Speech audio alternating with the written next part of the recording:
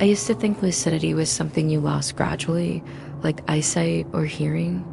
Edges softening, colors dimming, the world politely stepping back so you wouldn't notice how much was gone. That's what they told me anyway.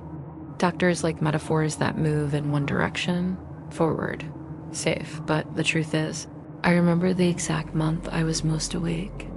It was 8 years ago, late autumn, when the air had that thin metallic smell and the trees looked skin down to muscle.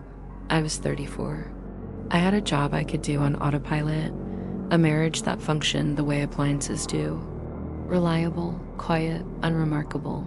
Nothing dramatic happened to trigger it. No accident, no trauma. I simply woke up one morning and everything was sharper. Not better. Sharper, light hurt. Sound had texture. Words carried weight, like they were made of something denser than air. I noticed pauses in conversations, the tiny gaps where people decided what version of themselves to present. I could feel lies before they were spoken, like pressure changes in my ears before a storm. It wasn't paranoia, it was coherence. The world finally lined up. I tried to tell my wife. She said I seemed intense. My coworker said I was overthinking things. My manager asked if I was sleeping enough. Everyone used the same tone. Gentle, concerned, rehearsed. Like they'd all attended the same seminar on how to talk to someone who was drifting, but I wasn't drifting. I was seeing. The days during that period glow in my memory like overexposed photographs. I remember standing in the grocery store, watching a man argue with his reflection in the freezer door and understanding. Not guessing, not assuming. Exactly what he was afraid of losing. I remember hearing the rhythm beneath traffic noise, a pulse that made the city feel less like chaos and more like a single, enormous machine breathing through concrete lungs. At night, sleep became optional. When I did sleep, I dreamed with terrifying clarity. Dreams didn't blur into symbolism, they explained themselves. They felt instructional. That's when people started using the word break. They said I was having a psychotic episode, acute, temporary, manageable. The psychiatrist nodded while I spoke, scribbling notes as if translating me into something flatter, safer. When I said I'd never felt more myself, she smiled the way you smile at a child who insists the monster under the bed has a name. They prescribed medication to help me rest. The pills dulled the edges, just a little at first. Like someone had draped gauze over the world. I could still see through it, but the sharpness receded. Colors softened, sounds lost their teeth. Everyone relaxed. Everyone except me. I stopped taking the pills after a week. The lucidity came roaring back, brighter, almost painful.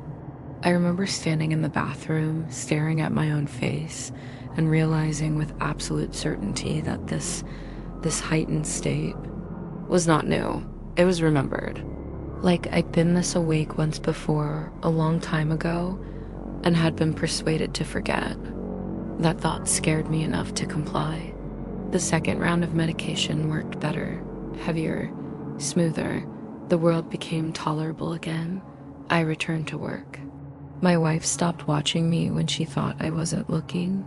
The doctors wrote words like stabilized and improved. Years passed.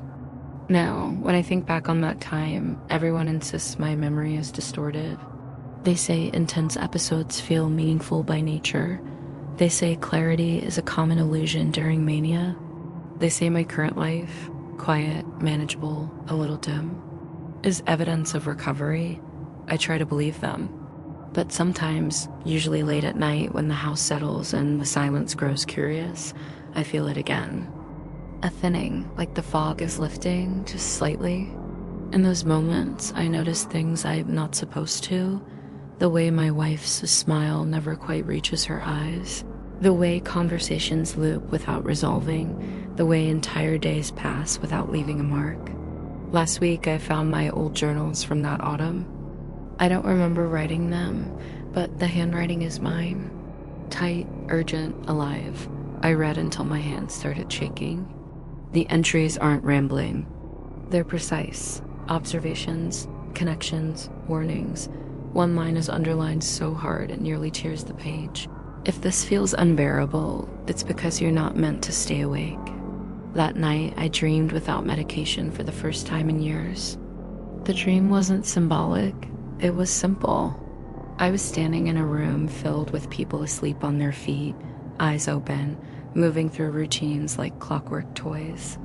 I tried to wake them. They smiled and gently pushed me back, deeper into the crowd. I woke with my heart racing and a terrible understanding settling into place. Lucidity isn't stability, it's exposure. And whatever I saw during that time, whatever truth pressed so hard against my mind that it felt like breaking, it wasn't something you live with. It was something you survive briefly, like staring directly at the sun. This morning, I took my pills without thinking. The fog rolled back in, familiar and warm. The edges softened. The questions quieted. Still, sometimes I catch myself missing that unbearable sharpness. Because even now, dulled and safe and properly asleep, a part of me knows the most frightening thing isn't losing clarity. It's knowing you once had it and choosing never to look that clearly again. The anesthesiologist's voice was honey poured over gravel, smooth and reassuring as Dr. Montgomery counted backward from 10, 9, 8. The operating room lights bloomed like artificial suns, too bright, too perfect. 7, 6, and then she was still there, not awake, exactly.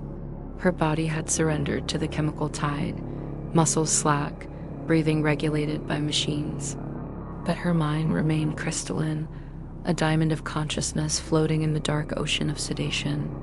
She could hear the surgeon's request for the scalpel, feel the pressure of the incision along her abdomen, a distant notification from flesh that no longer quite belonged to her. This wasn't supposed to happen.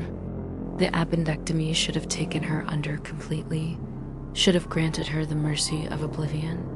Instead, Patricia floated in the terrible space between awake and asleep, and that's when she felt it move.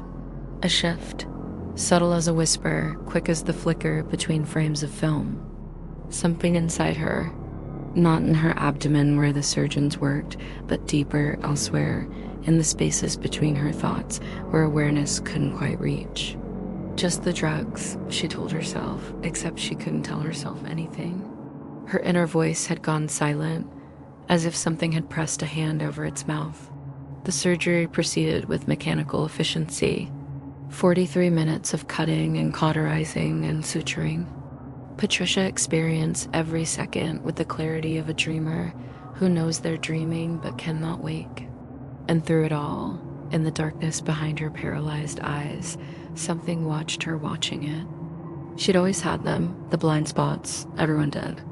The microseconds when you blinked and the world disappeared.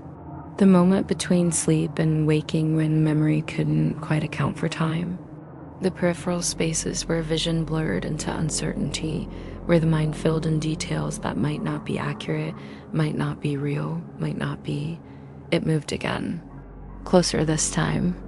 Patricia wanted to scream, but her lungs were under someone else's control, filling and emptying with ventilator precision. The monitoring equipment beeped its steady reassurance, translating her terror into numbers that meant everything was fine, everything was normal, the patient was stable. The patient was being hollowed out from the inside.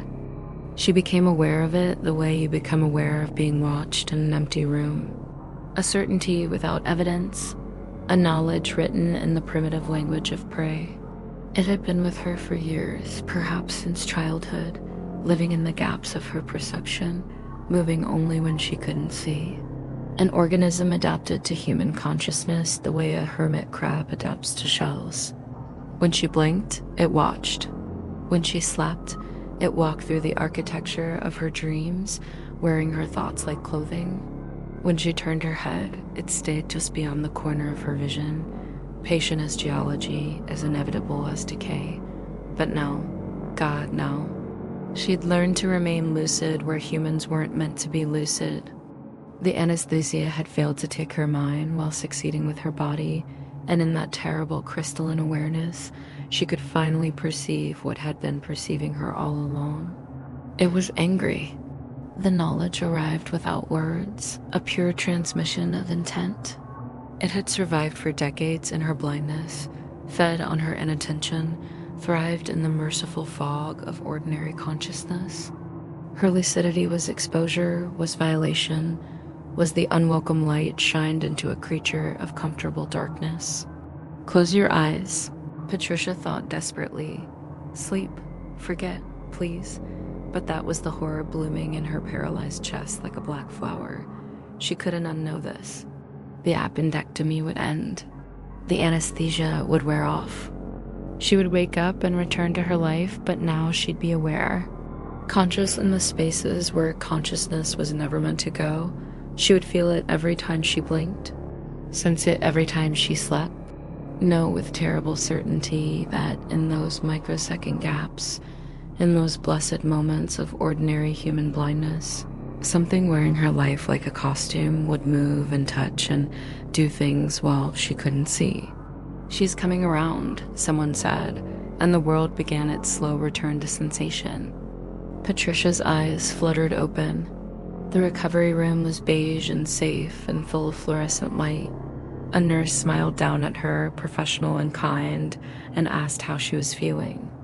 Patricia opened her mouth to answer, and in the half-second it took to form the words, in that tiny gap between intention and speech, she felt it smile back. It knew she knew, and knowing changed nothing. She still had to blink, still had to sleep, still had to live in a body that required those small deaths of awareness, those necessary blindnesses. Only now she would be awake for all of it.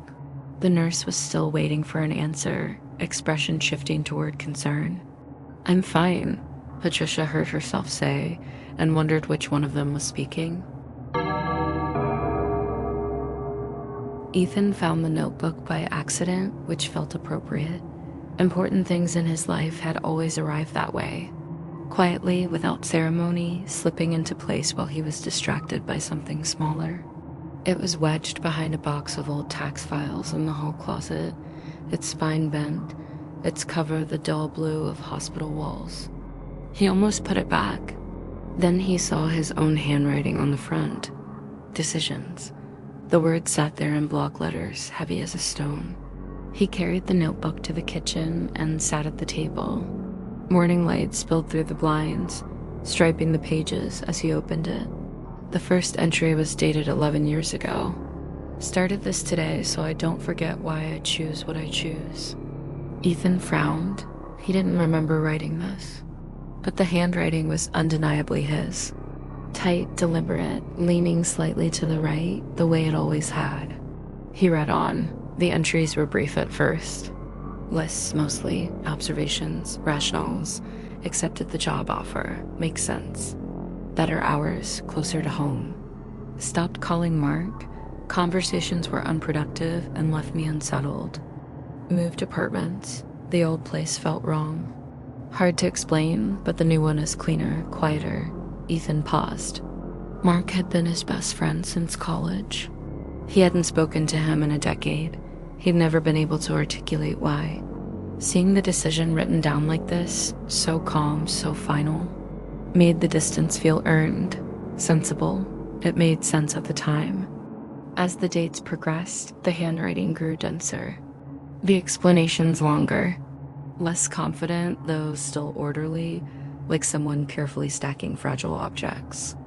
Elena says I'm distracted. I don't think that's accurate. I'm just processing more than usual. Doctor visit today. They asked strange questions. I answered honestly. They say stress can distort perception. That feels reductive. Ethan's throat tightened. He remembered Elena leaving. The shouting, the crying, the way she'd said he was no longer present, no longer there. He'd always believed that was her inability to articulate her own needs. Now he wondered what these pages might say about it.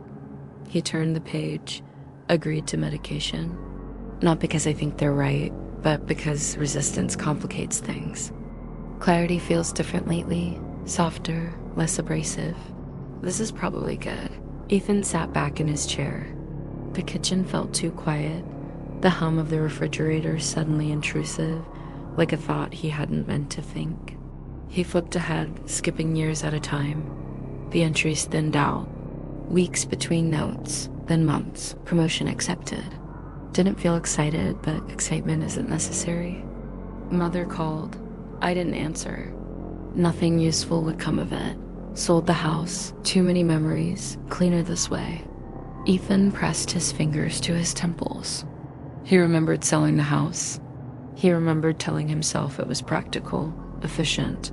What he didn't remember was questioning it. The notebook questioned it for him.